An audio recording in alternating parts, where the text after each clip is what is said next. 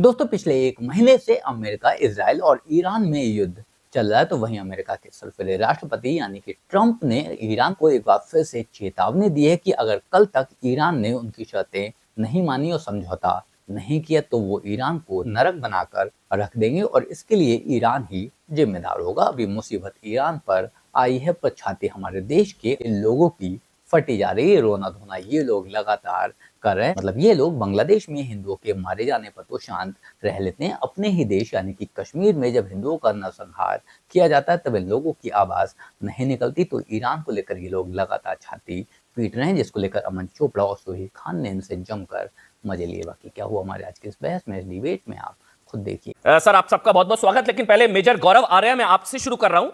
इस पक्ष को मुझे समझाइए, जितने भी लोग इस वक्त देश नहीं झुकने देंगे देख रहे हैं, मोदी को ईरान से अपनी दोस्ती निभानी चाहिए। क्यों हिचकिचा रहा है भारत और मोदी, और ईरान से दोस्ती क्यों नहीं निभा रहा है? मेजर गौरव आर्या। देखिए, आपके सवाल के दो पहलू हैं। दूसरा वाला तो मुझे पता नहीं, वो पॉलिटिकल सवाल है और मुझे इसके बारे में नॉलेज नहीं है कि सरकार ने करना चाहिए नहीं करना चाहिए। करे ठीक है, ना करे मुझे कोई फर्क नहीं पड़ता। ये मामला हमारा है नहीं। और इसमें पढ़ना बहुत जानलेवा होगा भारत के लिए, क्योंकि ईरान हमारा, ध्यान से सुनिएगा, मैं बड़ी जिम्मेदारी के साथ बता रहा हूं, ईरान हमारा नेबर है। अब लोग कहेंगे साहब सरहद नहीं मिलती, उससे कोई फर्क नहीं पड़ता। ईरान हमारा नेबर है, ईरान के साथ हमारे रिश्ते हैं। और ये जो ताल्लुकात हैं, मैं आपको बता रहा हूं आज की तारीख में, अगर भारत बीच में पड़ता है तो वो आग भारत तक पहुंचेगी। आपने देखा फ्रांस के अड्डों पे बमबारी हो रही है, आपने देखा यूके के अड्डों पे बमबारी हो रही है। कहां बमबारी हो रही है? उन लोगों पे जिनका कोई लेना देना नहीं है। फ्रांस का क्या मतलब है? यूके का क्या मतलब है? दुबई का क्या मतलब है? अबू धाबी का क्या मतलब? तो मैं ये नहीं कह रहा कि ईरान बमबारी करेगा। मेरा ये पॉइंट नहीं है। मेरा ये पॉइंट है कि दूसरे के मामले में दखलंदाजी करने की कोई जरूरत नहीं है। हमारे अपने मसले हैं और हम अपने मसलों को एड्रेस करें। ईरान में जो होता है ईरान के लोग डिसाइड करेंगे, ईरान की जनता सुप्रीम है, वो डिसाइड करेगी। We are nobody to interfere in anybody's business. एक बात मैं आपसे पूछता हूं, लोग कहते हैं कंडेम नहीं करा मोदी जी ने, कर दीजिए मोदी जी कंडेम। क्या हो रहा है बताइए? रुक जाएगा ट्रंप?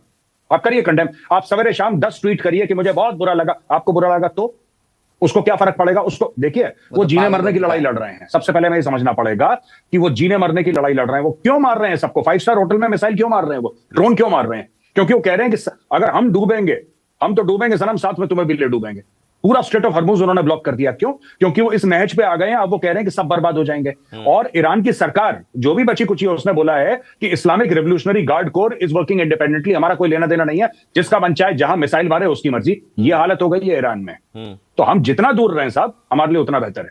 सुमैया जी, जितना दूर रहे भारत के लिए उतना अच्छा है, उतना जरूरी, उतना बेहतर। तो विपक्ष क्यों चाहता है कि भारत इसमें टांग अड़ाए?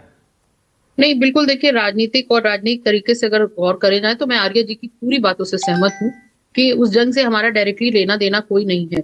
लेकिन ये भी मानना होगा, वैसे मैं इस लड़ाई पे इस चीज से बिल्कुल भी वाकिफ नहीं हूँ कि कोई ये कहे कि इससे शिया मुसलमान हर्ट हुए हैं या शिया मुसलमानों के लिए गम का सबब है। कि पूरी दुनिया में जितने आलम इस्लाम है और जो भी इस्लाम को पूरी तरह फॉलो करते हैं, वो कहीं ना कहीं उनको खामनेई जी की इस तरीके की मौत पर दुख हो रहा है और वो दुख जता रहे हैं। लेकिन यहाँ पर एक बात साफ तौर पर यह है कि दुनिया में ईरान के बाद मुझे लगता है दूसरा सबसे बड़ा मरकज अगर शियों का है तो वो लखनऊ में है। और अगर अभी आपकी, मैं इससे पहले सुन रही थी डिबेट शुरू होने से पहले, जब आप कह रहे थे कि वो क्यों वहां के लिए गम कर रहे हैं, तो मुझे लगता है कि किसी के गम को और इजहार गम को रोका नहीं जा सकता है। हाँ, ये बात जरूर है कि प्रधानमंत्री अपना ऊंचा नीचा देख लें और देश हित में सोच लें कि उनको कहाँ पर आवाज उठानी चाहिए, कहीं भी कहाँ नहीं उठानी चाहिए। दूसरी चीज कि आपको क्या, हम सब लोगों को ये बात मालूम है कि बहुत अच्छे रिश्ते रहे हैं ईरान से, और पाकिस्तान और ईरान के कभी भी ताल्लुकात बहुत अच्छे नहीं रहे। ये आपको भी मालूम है और सब जानते हैं इस बात को लेकर के। तो हमारे दुश्मन का जो सबसे बड़ा दुश्मन है ईरान, तो कम से कम उससे थोड़ी बहुत दोस्ती निभाई जा सकती थी। और अगर वो नहीं कह रहे हैं तो मैं प्रधानमंत्री की बात पर बिल्कुल भी मशकूक नहीं हूँ। हो सकता है इसमें कोई बड़ी वजह हो, हमारे मुल्क की बेहतरी हो, वो नहीं इस तरीके का स्टेप उठाना चाह रहे हैं तो वो ना करें। अच्छा, दूसरी एक बात और भी समझ में आ रही है, लोग इस पर चर्चा कर रहे हैं, मैंने इस पर अभी गहन चर्चा नहीं की है। तो हमारी इजराइल से भी है। मैंने क्या कहा कि दुश्मन का दुश्मन दोस्त होता है, अमूमन सुनने में आया है। तो दुश्मन का दुश्मन यहाँ पर दोस्त नहीं हो रहा है। खैर, बहुत सारी इंटरनल पॉलिसीज हैं जिसके चक्कर में ये सब हो रहा होगा। लेकिन मेरा जो खाली यहाँ पर बोलने का एक सबसे बड़ा मकसद ये है कि किसी को इजहार गम से रोकना मुझे लगता है बेहतर नहीं होगा अगर ये गम है। क्योंकि खामनेई जी की हैसियत एक बड़े धर्म गुरु के उसमें थी। वो एक बहुत ही ऐसे व्यक्ति रहे हैं जिनको लोग सीधे सीधे एक तरीके से बहुत पूजनीय मानते हैं। और उनकी बताए हुए रास्तों पे उनकी लिखी हुई बड़ी बड़ी किताबों पर लोग फॉलो करते हैं, तो वो गम का इजहार कर रहे हैं यहाँ पर। और बड़ी बात यह है कि इनको बिल्कुल भी सीधे शियों से ना जोड़ा जाए, वो किसी भी तबके के वो ठीक है, आपके विचार बिल्कुल आपके विचार हो सकते हैं, लेकिन ईरान में ही महसा अमनी भी हमने देखी है, उनके साथ क्या हुआ, हिजाब न पहनने की वजह से उनको गिरफ्तार किया गया, उसके बाद उनको मार दिया गया, वो मर गई। कई बेटियां जिनका बलात्कार हुआ और कई हजारों लोग मरे हैं। तो ऐसा नहीं है कि खामनेई जी के जैसे आपके विचार है पूजनीय वाले, वो ईरान में भी नहीं है उनके लिए। तो हर तरह के मिक्स विचार है। सुबुई एक कमेंट आपका, सुबुई एक कमेंट आपका जी, वही मैं कह रहा हूं, एग्जैक्टली मैं भी वही कह रहा हूं। तो कुछ ईरान में भी जश्न मन रहा है उसके उनके मरने पर। वो ईरान में लोग कह रहे हैं कि जालिम तानाशाह क्रूर कट्टरपंथी मर गया। जिनको ये लगता है कि जश्न मनाना चाहिए, उनके जश्न पर भी कोई रोक नहीं है, जश्न मनाए जिनको मनाना हो। आप भी मायूस है सुबुई?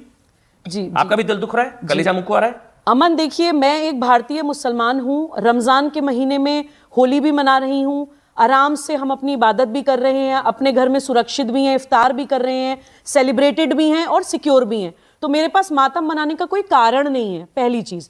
दूसरी बात, मैं पूरी जिम्मेदारी के साथ ही कहना चाहती हूँ कि देखिए, सुमैया जी ने कहा कि सबसे बड़ी संख्या लखनऊ में है शिया मुसलमानों की। अमन, मैं पूरी जिम्मेदारी के साथ कह रही हूँ कि ये जो सड़क पे शिया मुसलमान मातम कर रहे हैं ना, ये अयातुल्लाह अली खमैनी के लिए मातम नहीं कर रहे हैं। इनकी एक सेकंड सुमैया जी, अमन, मैं ऐसे डिबेट नहीं करती हूँ। I always have a logic, I always have a logic. जो शिया मुसलमान भारत में मातम कर रहे हैं, वो अयातुल्लाह अली खमैनी के लिए नहीं कर रहे हैं। उनके इमोशंस को, खमैनी की मौत को जोड़ दिया गया है हजरत अली से, हसन हुसैन से, और शिया तो हसन हुसैन के लिए, हजरत अली के लिए हमेशा ही मातम करते हैं। तो हमें भी ये क्लैरिटी होनी चाहिए कि ये पॉलिटिकल लोग हैं, इनको आप अपने इतने बड़े लीडर्स हजरत अली, इमाम हसन, इमाम हुसैन से कंपेयर कर रहे हैं। ये जो इमोशंस जोड़ दिए जाते हैं राजनीति करने के लिए, इसलिए मुसलमान सड़क पर उतरता है। सबसे बड़ा मसला ये है कि हिंदुस्तान के अंदर अगर किसी, जैसे खामनेई साहब की डेथ हुई, जो असैसिनेशन हुआ, उसको लेकर गम मनाने में कहां पत्थर चल गए, किस आर्मी को जख्मी किया गया, गम मनाया गया, गम के तरीके से मनाया गया। और माफी के साथ मैं सवाल, मेरे को बुरा लगता है पूछते हुए, सुमैया जी, मनाने वाले लोगों को बदनाम करने का काम। सुमैया जी, मेरा सवाल आपसे, आपको बुरा लग सकता है, लेकिन आपके लिए तो देश पहले है ना। वो आदमी देश के लिए खतरनाक था। मजहबी कनेक्शन हो सकता है आपका उससे, लेकिन आपके देश के लिए जो आदमी खतरनाक है, जो मर गया, तो आपको तो खुश होना चाहिए। मतलब आपको ये लगता है कि अगर इतना ही खतरनाक था तो प्रधानमंत्री जी जा करके क्यों कुरान गिफ्ट कर करके आए? अरे तो प्रधानमंत्री ने थोड़ी ना हमला करवाया, हमला तो ईरान ने करवाया, माफ करिएगा, अमेरिका इजराइल ने कराया, सऊदी ने कराया ना सुमैया जी। अरे तो हम तो गम खामनेई साहब के मरने का कर रहे हैं ना। आपको दिक्कत किस बात की? अगर आज की तारीख में खामनेई साहब के मरने का गम कोई कर रहा है, तो उसका गम कैसे रोक लेगा? कहने का मतलब हो गया, कल को देश का कोई बड़ा नेता मरे, कोई गलत हो गया। ठीक है, एक मिनट। हाँ, जनरल सेना, फिर सुबुई। हाँ, बोलिए प्लीज जनरल सेना, फिर गौरव आ रहा हूँ 30 सेकंड में। मेजर गौरव, 2015 में सुनिए, 2015 में मोदी जी गए पाकिस्तान, बिना बुलाए चले गए थे, और 2016 में ईरान गए। 2023 में जब उन्होंने पूरा का पूरा एक्सिस ऑफ रेजिस्टेंस, जो ये फतवा बनाया, जो इस्लामिक तरीके से कत्लो गारत की, क्या भारत उसके बाद ये अदी जोड़े, ये कह रही थी ना कि उनको कुरान दिया तो बस हम, अरे कुरान दिया एट अ टाइम। आज का समय 2026 का समय ये नहीं है कि हम जा करके उनके लिए कसीदे पढ़ें, उनके लिए शोक करें। ये प्रूव हो चुका है। और एक और चीज है सर, ईरान, मैं कह रहा हूं पॉलिटिक्स अपार्ट, गौरव, आर्मी इस पर्सपेक्टिव से, सिक्योरिटी पर्सपेक्टिव से, ये तो फैक्ट है।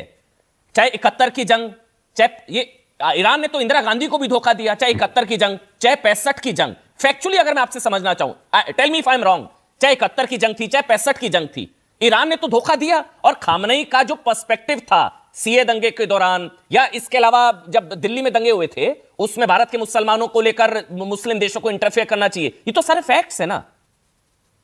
आप 71 की और बात की बात छोड़िए, आपको पता है हमास आया था पाकिस्तान ऑक्यूपाइड कश्मीर में। यस, वो हमें, अगर किसी को लगता है कि बिना ईरान के आशीर्वाद के आया था, तो बहुत बड़ी गलतफहमी है।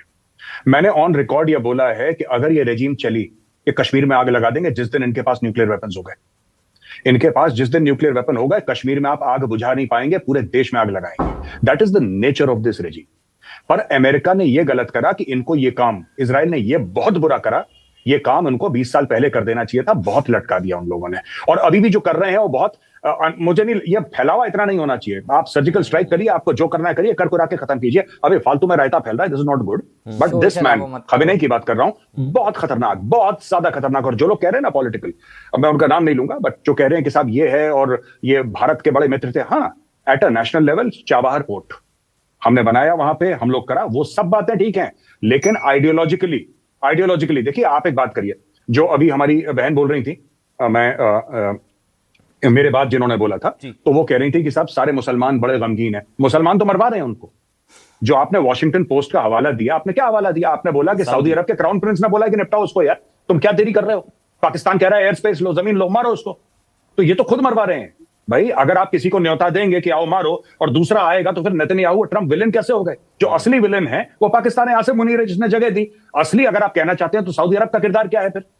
अमेरिका ईरान को बर्बाद करने में लगा हुआ है, ये पूरी तरह से सही बात है, और ट्रंप पूरी तरह से पगला चुका है, ये भी सही बात है। लेकिन अगर उसे ये सब करने के लिए उकसाया जा रहा है, ये सब करने का पैसा दिया जा रहा है, तो उतना ही आरोप उन लोगों पर भी लगाया जाना चाहिए। अगर सऊदी अरब अमेरिका को फंड कर रहा है और ईरान को मारने को कह रहा है, ईरान को तबाह करने को कह रहा है, तो सिर्फ अमेरिका पर उंगली नहीं उठाई जा सकती, उंगली सऊदी अरब पर भी उतनी ही उठाई जाएगी। सिर्फ अमेरिका को कटघरे में खड़ा नहीं किया जा सकता, कटघरे में पाकिस्तान को भी वैसे ही खड़ा किया जाएगा जैसे कि इजराइल को और अमेरिका को किया जा रहा है, क्योंकि ईरान को तबाह करने में पाकिस्तान का भी बराबर हाथ है। बाकी आप लोग इस बारे में क्या सोचते हैं, कमेंट कर जरूर बताएं।